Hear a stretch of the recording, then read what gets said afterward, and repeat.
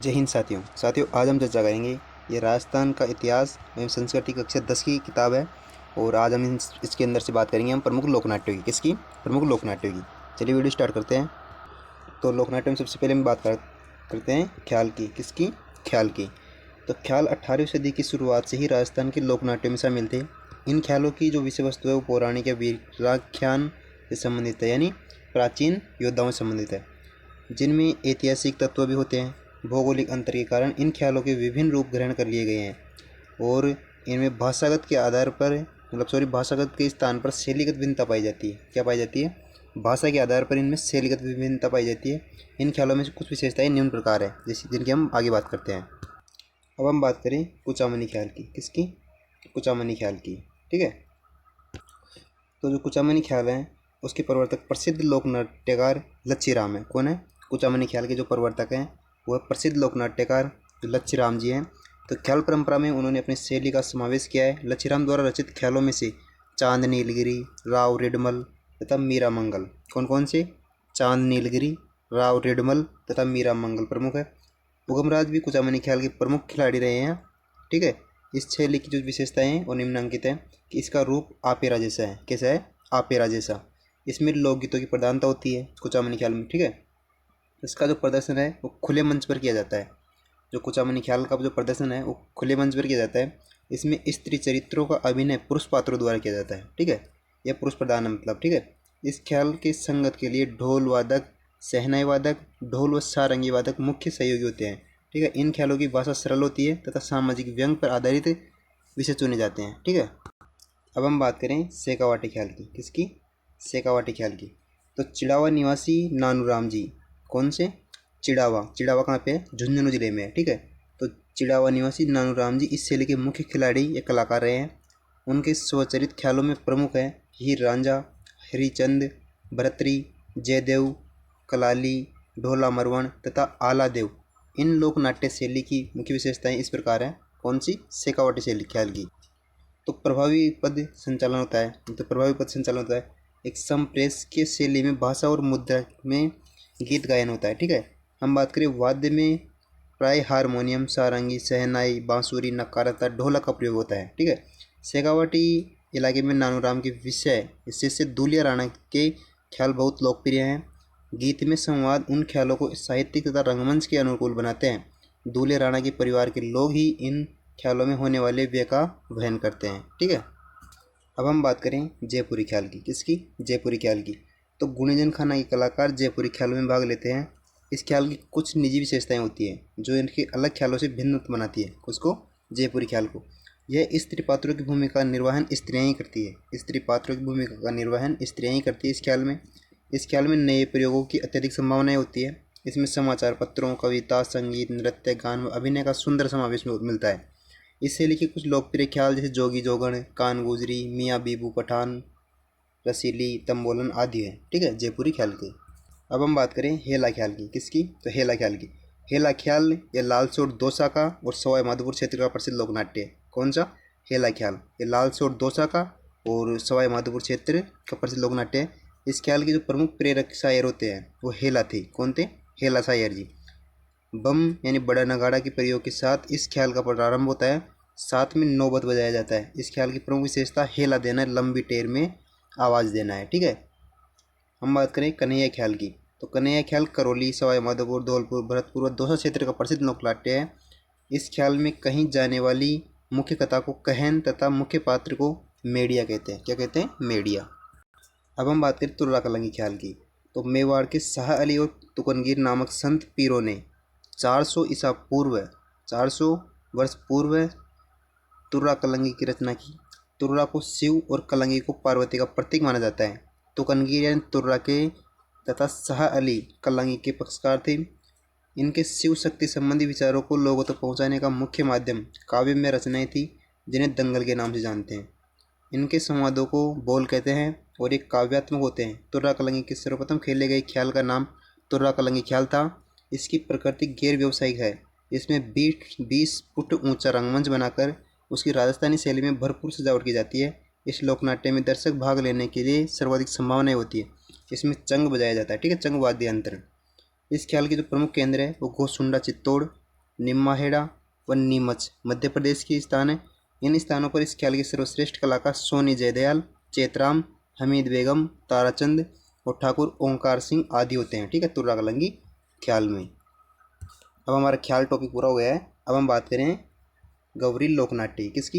एक तो ख्याल लोकनाट्य है और फिर हम बात करते हैं गौरी लोकनाट्य की। ठीक है, फिर हम रम्मत की बात करेंगे। तो अब आता है गौरी लोकनाट्य। ठीक है, वादन, संवाद और प्रस्तुतिकरण और लोक संस्कृति के प्रतीकों में मेवाड़ के भीलों की गौरी अनूठी है। इसमें पौराणिक कथाओं, लोक गाथाओं और लोक जीवन की विभिन्न झांकियों पर आधारित नृत्य नाटिकाएं होती है।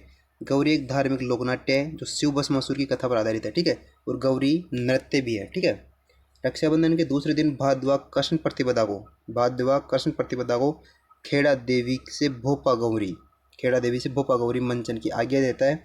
इसके बाद पात्रों के वस्त्र पहने बनते हैं। पात्र मंदिरों में धोख देकर 9 लाख देवी देवताओं और 64 योगिनियों और 52 भैरवों को स्मरण करते हैं। गौरी 1.25 महीने तक खेली जाती है, यानी 40 दिन तक। इस अवधि में शराब, मांस और हरी सब्जी का निषेध होता है। जिस गांव में गौरी आरंभ होती है वह इसका खर्च वहन करता है। गौरी का जो मुख्य पात्र है वो बूढ़िया होता है।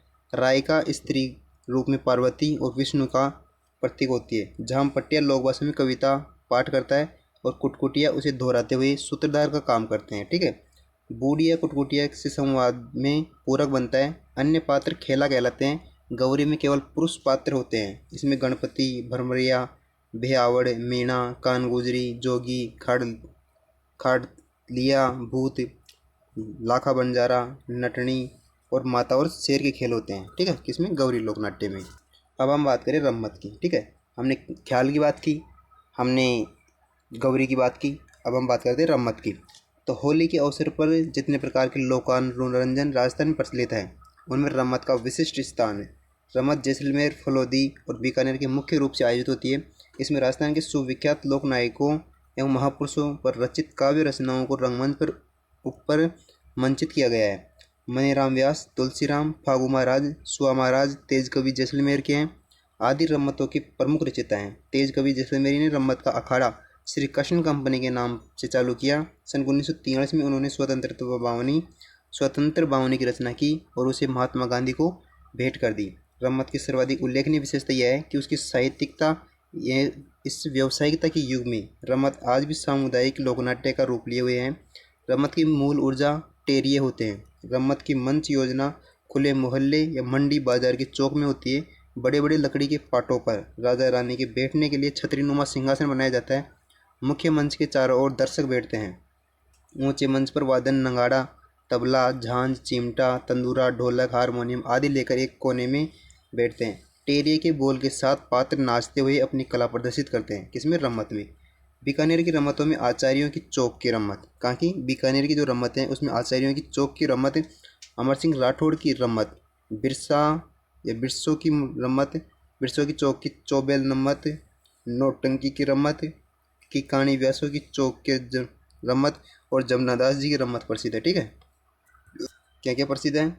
बीकानेर की रम्मतों में आचार्यों की चौक की रम्मत, अमर सिंह राठौड़ की रम्मत, बिस्सों की चौक की चौबेल रम्मत, नौटंकी की रम्मत, की कहानी व्यासों की चौक की रम्मत और जमुनादास जी की रम्मत प्रसिद्ध है। ठीक है, अब हम बात करें तमाशे की। ठीक है, तो तमाशा जयपुर का प्रसिद्ध लोकनाट्य है। ये महाराजा प्रताप सिंह के काल में शुरू हुआ था और भट्ट परिवार परंपरागत रूप से आज भी तमाशे का लोक मंचन करता है। फूलजी भट्ट, गोपीकृष्ण भट्ट व वासुदेव भट्ट इस परंपरा के जीवित रखे हुए हैं। गोपीचंद तथा हीर रांझा मुख्य तमाशे हैं। तमाशे का प्रयोजन खुले मंच पर होता है जिसे अखाड़ा कहते हैं। संगीत, नृत्य और गायन, इन तीनों को तमाशे की प्रधानता होती है। ठीक है, अब हम बात करें स्वांग की। किसकी? स्वांग की। ठीक है, तो लोकनाट्य में स्वांग को भी एक परंपरा है। लोकनाट्य में स्वांग भी एक परंपरा है। स्वांग का अर्थ क्या है कि किसी विशेष ऐतिहासिक, पौराणिक, लोक प्रसिद्ध समाज के प्रसिद्ध चरित्र तथा देवी देवताओं की तरह मेकअप करना व वेशभूषा धारण करना। स्वांग गाँवों में अधिक प्रचलित है। इसका कलाकार बहरूपिया कहलाता है। इस विलुप्त प्राय कला का सबसे नामी कलाकार केलवा का परशुराम है। इसके प्रसिद्ध कलाकार जानकीलाल भांड, जो भीलवाड़ा जिले के हैं, ने भारत उत्सव में राजस्थान का प्रतिनिधित्व किया है। ठीक है, और ये इंपॉर्टेंट है कि दूल्हे की बारात जब लड़की वाले के यहाँ चली जाती है तब पीछे से वर पक्ष की महिलाओं द्वारा वर वधू की नकल के रूप में जो स्वांग प्रदर्शित किया जाता है उसे टूटिया टूटकी अथवा खोडिया निकालना कहते हैं। इसमें एक महिला वर तथा दूसरी महिला वधू बनती है तथा उनका नकली विवाह कराया जाता है। इसका एकमात्र उद्देश्य असली वर वधू को आदि व्याधि से मुक्त कराने की मनोकामना होती है। ठीक है, अब हम बात करें लीला नाट्य की। किसकी? लीला नाट्य की। तो राजस्थानी लोक नाट्यों में लीला नाट्यों की महत्वपूर्ण भूमिका है। रामलीला तथा रासलीला के अतिरिक्त लीलाओं के कुछ और रूप भी प्रचलित है, जैसे रावलों की रम्मत, समया, गौरी, सनकादियों की लीलाएं, ग्रासियों की गौर लीलाएं, रामलीला और कृष्ण लीला। तो रासलीलाओं में श्री कृष्ण के बाल्यकाल और किशोरावस्था की लीलाओं का प्रस्तुतिकरण किया जाता है। फुलेरा, जयपुर, असलपुर, हरदोना, गुंडा आदि में रासलीला की अनेक मंडलियाँ। रामलीला का मुख्य प्रयोजन भगवान राम के जीवन प्रसंगों का जीवन चित्रण है। इसके प्रस्तुतिकरण में भरतपुर, पाटुदा तथा बिसाऊ की अपनी अलग पहचान है। राम जीवन से संबंधित महत्वपूर्ण समयों अर्थात समय को इस नाट्य शैली में प्रस्तुत किया गया जाता है। इसमें नृत्य, गीत एवं विभिन्न वाद्य यंत्रों का प्रयोग किया जाता है। गौर का आयोजन ग्रासियों द्वारा वैशाख शुक्ल चतुर्दशी। क्या? गौर का आयोजन ग्रासियों द्वारा वैशाख शुक्ल चतुर्दशी को बख्योर की गणगौर के नाम से किया जाता है और इसमें लकड़ी की गौर व हंसर की ग्रासियाँ स्त्रियाँ अपने सिर पर रखकर नृत्य करती है। क्या करती है? इसमें लकड़ी की गौर एवं हंसर को ग्रासियाँ स्त्रियाँ अपने सिर पर रखकर नृत्य करती है। इसके बीच में पुरुष मुखौटा लगाकर तलवारबाजी का प्रदर्शन करता है। सनकादियों की लीलाएं राजस्थान में अत्यंत प्रसिद्ध है। इन लीलाओं के प्रमुख अखाड़े गोसुंडा तथा बस्सी हैं। गोसुंडा में राधा कृष्ण के युगल स्वरूप एवं रासादी लीलाओं का आयोजन किया जाता है। अवतारों के चेहरे विभिन्न प्रकार के मुखौटे धारण किए रहते हैं। बस्सी में ब्रह्मा, गणेश, कालिका, हिरण्यकश्यप, नरसिंह अवतार आदि की झांकियाँ भी प्रसिद्ध की जाती हैं। ठीक है, अब हम बात करें नौटंकी की। किसकी? नौटंकी की। तो धौलपुर, करौली, अलवर, गंगापुर, भरतपुर तथा सवाई माधोपुर में नौटंकी का खेल प्रचलित है। क्या? धौलपुर, करौली, अलवर, गंगापुर, भरतपुर तथा सवाई माधोपुर में नौटंकी का खेल प्रचलित है। नौटंकी के नाटकों के रूप में बसंत, नकाबपोश, सत्यवादी हरिश्चंद्र, राजा भर्तृहरि आदि प्रमुख है। प्राय विवाह, सामाजिक समारोह, मेलों और लोकोत्सवों के मौक़ों पर इनका आयोजन करवाया जाता है नौटंकी का। अब हम बात करें चार वेद की। तो चार वेद टोंक का प्रसिद्ध लोकनाट्य है। यह संगीत दंगल के रूप में खेला जाता है। इसका प्रारंभ टोंक के नवाब फैजुल्ला खां के शासनकाल में करीम खान निहंग द्वारा किया गया था। टोंक के नवाब फैजुल्ला खां के शासनकाल में करीम खान निहंग द्वारा किया गया था। इस लोकनाट्य में गायक ढप बजाता हुआ घुटनों के बल खड़े होकर गायन करके अपनी बात कहता है चार वेद में। ठीक है, तो आई होप गाइस आपको वीडियो पसंद आई होगी। अगर वीडियो पसंद आए तो वीडियो को लाइक करना, चैनल को सब्सक्राइब करना, वीडियो को शेयर करना और कमेंट करके बताना कि आपको वीडियो कैसी लगी। मिलते हैं ऐसी अगली वीडियो में, तब तक के लिए बाय, जय हिंद, धन्यवाद साथियों।